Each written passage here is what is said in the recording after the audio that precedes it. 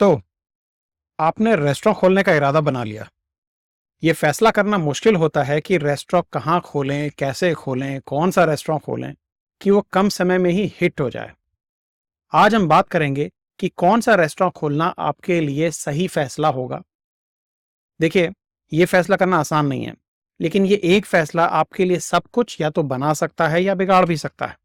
आज हम समझेंगे गैप एनालिसिस। गैप एनालिसिस क्या होता है और इसको कैसे इस्तेमाल करके आप अपने रेस्टोरेंट का फ्यूचर डिसाइड कर सकते हैं। जैसे आप ड्राइविंग करते हुए नेविगेशन मैप का इस्तेमाल करते हैं ताकि आप अपनी मंजिल तक सही रास्ता ले जा सकें, गैप एनालिसिस भी इसी मैप की तरह काम करता है। इसके लिए 5 मेन हिस्से होते हैं। चलिए समझते हैं। सबसे पहले तो टारगेट क्लाइंट। आप किसे सर्व करना चाहते हैं, ये आपको समझना बहुत जरूरी है। यहां दुबई में एक बड़ा अनोखा मिक्स है। टूरिस्ट, एक्सपैट, लोकल, सब है। और एक्सपैट में भी हर तरह की वैरायटी आपको मिलेगी। हर ग्रुप की डाइनिंग प्रेफरेंसेस अलग हैं। तो आपको यह सोचना है कि क्या आप फैमिलीज को टारगेट कर रहे हैं या यंग प्रोफेशनल्स को। क्या आप रेगुलर कस्टमर चाहते हैं या फिर एक हाई स्पेंडिंग कस्टमर बेस जो कि बड़ा यूनिक सा एक्सपीरियंस चाहता हो लेकिन वो बार बार नहीं आएगा।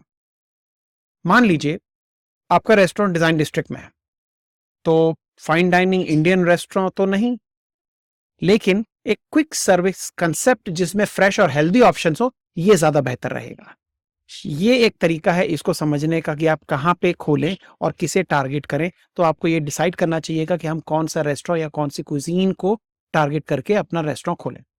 लेकिन अगर आप एक ऐसी जगह पे रेस्टोरेंट खोलना चाहते हैं जहां पे कि फर्ज करिए टूरिस्ट फुटफॉल ज्यादा पड़ता हो, तो वहां पे authentic middle eastern cuisine, Persian cuisine या फ्यूजन कुजीन ज्यादा अट्रैक्टिव होंगे। अब हम बात करेंगे कंपटीशन डेंसिटी की। आपके चुने हुए एरिया में फर्ज कीजिए आपने अपने लिए कुजीन सेलेक्ट कर ली, आपने डिसाइड कर लिया कि मैं कहाँ पे जाना चाहता हूँ। अब आपको डिसाइड करना चाहिए कि उस चुने हुए एरिया में कौन कौन से रेस्टोरेंट ऑलरेडी हैं और उनकी परफॉर्मेंस कैसी है। आप उन रेस्टोरेंट में जाएं, कुछ वक्त गुजारें, अलग अलग टाइम पे जाएं, सुबह जाएं, दोपहर, शाम, रात, अलग अलग जगह पे जाएं और चेक करें किस तरह की कुजीन वहां पे पॉपुलर हैं और जो कुजीन्स पॉपुलर हैं उनके कौन से मेनू के तरीके वहां पे पॉपुलर हैं। अला कार्ट ज्यादा चलता है, बफे ज्यादा चलता है, स्नैक्स आइटम ज्यादा चलते हैं, मेन कोर्सेज ज्यादा चलते हैं। जो सबसे बिजी रेस्टोरेंट हैं उनके प्राइस पॉइंट्स क्या क्या हैं और ऐसे कौन सी यूनिक ऑफरिंग हैं जो कि बाकी नहीं दे रहे हैं या ऑलरेडी हर एक टाइप की कुजीन ऑफरिंग हर कोई दे रहा है लेकिन कोई चीज वहां पे मिसिंग हो सकती है। फर्ज करिए फॉर एग्जांपल अब आप देखते हैं कि आसपास कैजुअल डाइनिंग स्पॉट्स बिजी हैं, काफी बिजी हैं। तो एक प्रीमियम शेफ ड्रिवन कंसेप्ट जो आपको एक अलग खड़ा कर सकता है। लेकिन ध्यान रहे, अगर किसी पॉपुलर कुजीन में कदम रख रहे हैं तो उसको कुछ खास ट्विस्ट के साथ पेश करना होगा।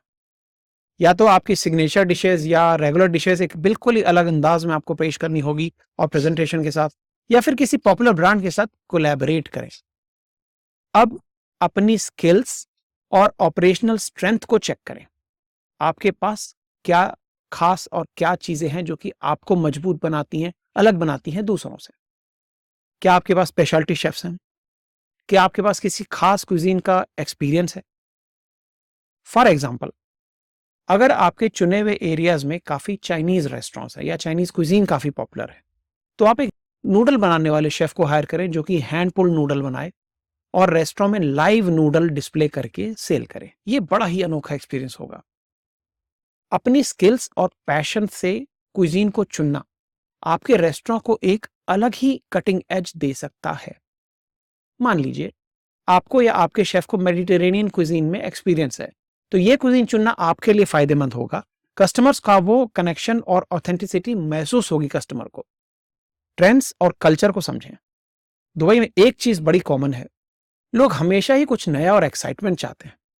अगर आप कोई ऐसा क्लासिक स्टाइल चुन रहे हैं तो उसे एक नए और एक्साइटिंग तरीके से बनाने के तरीकों पे गौर करें। ट्रेंड्स को ध्यान पे रखें।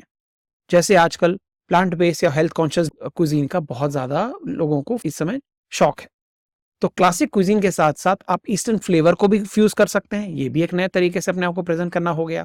एक्सपेरिमेंटल डाइनिंग की तरफ भी आप ध्यान दे सकते हैं, जैसे कि ओपन किचन हो गया या फिर ऑन द टेबल कुकिंग हो गया, लाइव कुकिंग हो गया। मान लीजिए आप इंडियन कुजीन चुन रहे हैं, तो एक स्टैंडर्ड मेन्यू के बजाय कुछ फ्यूजन आइटम या यूनिक डाइनिंग एक्सपीरियंस को मद्देनजर रखें, जैसे कि टेस्टर मेन्यू जोड़ें। इससे दुबई के फूड सेवी और एक्सपीरियंस लविंग कस्टमर्स का ध्यान खींचा जा सकता है।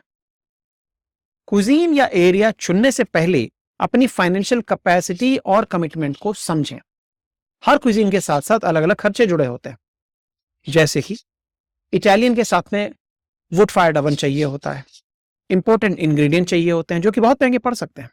दूसरी तरफ हेल्दी बाउल कंसेप्ट में सेटअप कॉस्ट कम आती है, बिकॉज आपको फ्रेश और लोकली ग्रोन वेजिटेबल वगैरह यूज चाहिए होती है।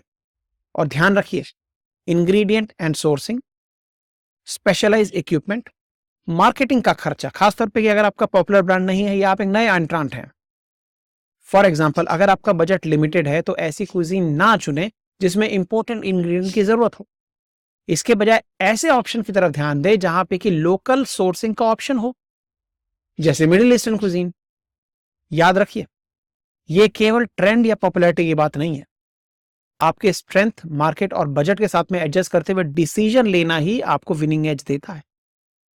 अगर आपको अपने रेस्टोरेंट का सपने को हकीकत में बदलने के लिए कुछ गाइडेंस चाहिए तो मुझसे संपर्क करें। एक छोटा सा एक्सपर्ट गाइडेंस आपको शुरुआती दौर में ही काफी बड़े फायदे दिला सकता है। रेस्टोरेंट खोलने के बाद भी आपकी ड्यूटी खत्म नहीं होती है, और भी ऐसे इश्यूज हैं जिन पे की तरफ आपको ध्यान देना चाहिए, नहीं तो मुश्किल हो सकती है।